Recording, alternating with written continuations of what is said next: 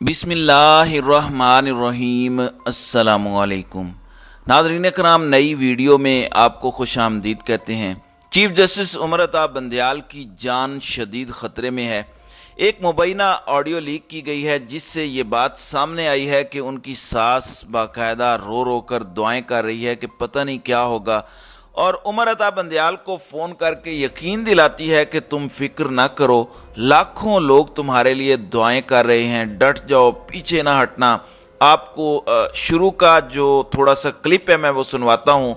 मैं इस वीडियो में आपको इस ऑडियो के असली या जाली होने के बारे में नहीं बताऊंगा, वो किसी अगली वीडियो में बताऊंगा, लेकिन इसके लिए टाइम चाहिए इसका सारा असेस करने के लिए। लेकिन जो इसका कंटेंट है इसमें आपको इस पर बताता हूं। इसके लिए आपको शुरू का, जहां से ये ऑडियो शुरू होती है लीक्ड, मुबैना तौर पर चीफ जस्टिस उमर अता बंदयाल की सास की मुबैना तौर पे आप सुने। ये ऑडियो शुरू कहां से होती है आपको यहीं से पता चल जाएगा जो मैं बात कर रहा हूं। हेलो राफिया, क्या होगा यार? मैं तो रात से ना उमर के लिए पढ़ पढ़ के मैं तुम्हें नहीं बता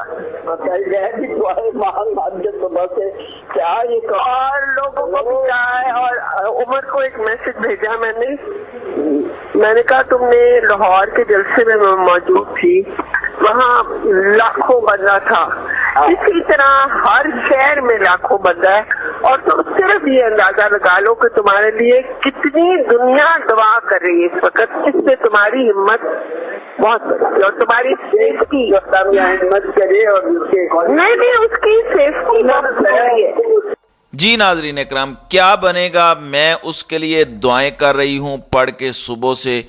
फिर कहती हैं उसकी सेफ्टी बहुत ज़रूरी है। फिर कहते हैं मैंने उम्र को बताया कि लाखों लोग तुम्हारे लिए दुआएं कर रहे हैं। एक मुल्क के चीफ जस्टिस को किससे खतरा हो सकता है? उसकी सेफ्टी की। उसकी सास क्यों दुआएं मांग रही है? क्यों कह रही है कि उसकी सेफ्टी बहुत ज़रूरी है? क्यों कह रही है कि मैं पढ़ पढ़ के सुबह रात दुआएं कर रही हूं उसके लिए? उसे बार बार यकीन दिला रही हूं कि लोग तुम्हारे लिए दुआएं मांग रहे हैं, मतलब घबराना नहीं। क्यों? इसलिए नाजरीन इकराम के 3 जर्नैल मिलते हैं चीफ जस्टिस से। ये मुलाकात पता नहीं लीक होनी थी या नहीं, और फिर सुप्रीम कोर्ट के जराए से बाहर आई ये बातें कि वो आए थे, मिले थे, ब्रीफिंग्स दी थी। मैंने आपको बताया था कि वहाँ पर यही कहा गया है कि ना हम सिक्योरिटी दे सकते हैं ना हम देंगे, और आप ये आइन शाइन को भूल जाएं।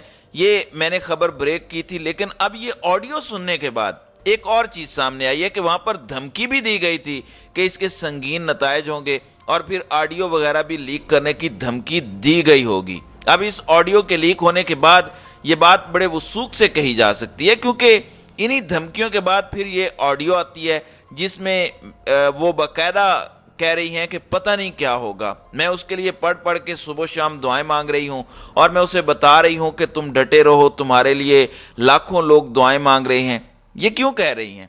क्यों धमकियां दी गई हैं? संगीन नताइज की धमकियां दी गई हैं चीफ जस्टिस को। अब दूसरा एंगल देखते हैं, क्योंकि आपको पता है कि माफियाज हैं यहाँ पर, सियासी जमातें तो हैं नहीं, माफियाज और हैंडलर्स हैं। आज तक क्या क्या लीक हुआ है मैं बता देता हूँ, फैसला आपने करना है। नवाज शरीफ की बेटी की गैर कानूनी जायदाद लीक हुई, ये पानामा लीक में उनके लंदन फ्लैट लीक हुए। फिर जनरल बाजवा की बहू की अहमद नूरानी ने स्टोरी की गैर कानूनी जायदाद लीक हुई। फिर काजी फायजिसा की बीवी की अब तक मनी ट्रेल वो नहीं दे सके, वो जायदाद लंदन में सामने आई, उनका ये सारा कुछ लीक हुआ। अब उमर अता बंदयाल की सास की एक ऑडियो लीक हुई। आप मुझे बताएं इसमें से किस किस पर एक्शन होना चाहिए था और किस पर एक्शन नहीं होना चाहिए था? अब जरा ये दावा कर रहे हैं कि वो ताकतवर लोग क्योंकि नाकाम हो गए हैं धमकियां देकर डराने से, तो अब धमकी ये है कि ये हमने सिर्फ ट्रेलर जारी किया है, हम मजीद भी ऑडियोज़ या वीडियोज़ जारी करेंगे। और इसमें जो मैं समझ पाया हूँ, मरीम नवाज़ ने अपनी ट्वीट में बड़े माना खेज अल्फाज में बात की है, लफ्ज़ जॉयलैंड का इस्तेमाल किया। मेरे ख्याल में, मेरी ज़ाती राय है कि जॉयलैंड जो लफ्ज़ है इसकी चीफ जस्टिस की नज़र में कोई अहमियत है, कुछ ऐसा है जिससे चीफ जस्टिस को ब्लैकमेल करने की ये कोशिश कर सकते हैं। उनकी ज़ात के लिए नहीं, उनके घर के किसी फ़र्ज से ये मामला जुड़ा हो सकता है। ये मेरी असेसमेंट है मरीम नवाज़ की ट्वीट देखकर। चीफ जस्टिस को अब अंदाज़ा हो गया होगा یہ جو کہہ رہے ہیں کہ عمران خان کو مذاکرات کر لینے چاہیے، وہ صحیح کہتے ہیں کہ یہ سیاسی جماعتیں نہیں ہیں، یہ مافیاز ہیں۔ مافیاز سے مذاکرات آپ کیا کریں گے؟ مافیاز تو یہی کہیں گے کہ آپ میری بات مان لو یا تو پھر سارا کچھ مافیاز کا مان لیں۔ عمران خان کا اس مافیا سے مذاکرات کرنے کا ایک ہی مطلب ہے کہ ان کی ساری مان لو۔ اچھا، میں آپ کو ایک اور چیز بتا دوں، ووٹرز کے ریکارڈ میں اور نادرا کے معاملات میں بھی آگے پیچھے رد و بدل کیا جا رہا ہے۔ ایک بہت بڑا سکینڈل اور گڑبڑ آ رہی ہے۔ یہ مذاکرات کے ساتھ ساتھ ایک اور چیز کرنا چاہتے ہیں کہ عمران خان یہ لکھ کے دے دے، جو بھی چارٹر آف ڈیموکریسی ہے، چارٹر آف اکانومی ہے، کہ آگے جو الیکشنز آ رہے ہیں ان کے جو نتائج ہوں گے وہ میں تسلیم کروں گا۔ یہ اتنے بڑے پیمانے پر ریگنگ کر رہے ہیں، اتنے بڑے پیمانے پر کہ آپ تصور بھی نہیں کر سکتے، اور یہ اس لیے پہلے عمران خان سے دستخط لینا چاہتے ہیں ثبوت کے طور پر کہ بعد میں تم ایجیٹیشن نہیں کرو گے، بلکہ جو بھی ریزلٹس آئیں گے تم اس کو تسلیم کرو گے۔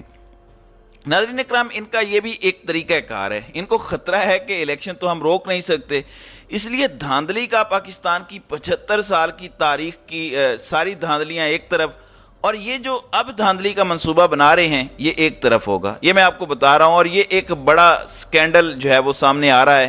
آئندہ آنے والے دنوں میں کچھ اور لوگ بھی آپ کو بتائیں گے کہ یہ کس قسم کا سکینڈل سامنے آ رہا ہے۔ تو ایسی صورتحال میں نون لیگ یہ سارے حربے جو استعمال کر رہی ہے، پہلی کوشش یہ ہے کہ اول تو الیکشنز ہونے ہی نہ پائیں، لیکن اگر ہو جاتے ہیں تو عمران خان سے یہ دستخط کروا لیے جائیں دباؤ ڈال کے کہ میں جو بھی ریزلٹس آئیں گے تسلیم کروں گا۔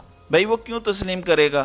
وفاق میں حکومت آپ کی ہے، کیئر ٹیکر حکومت آپ کی ہے، زرداری کا بیٹا کیئر ٹیکر وزیر اعلیٰ ہے محسن نقوی، پھر سکندر سلطان راجہ اسٹیبلشمنٹ کا ٹاؤٹ اور نواز شریف کا نوکر۔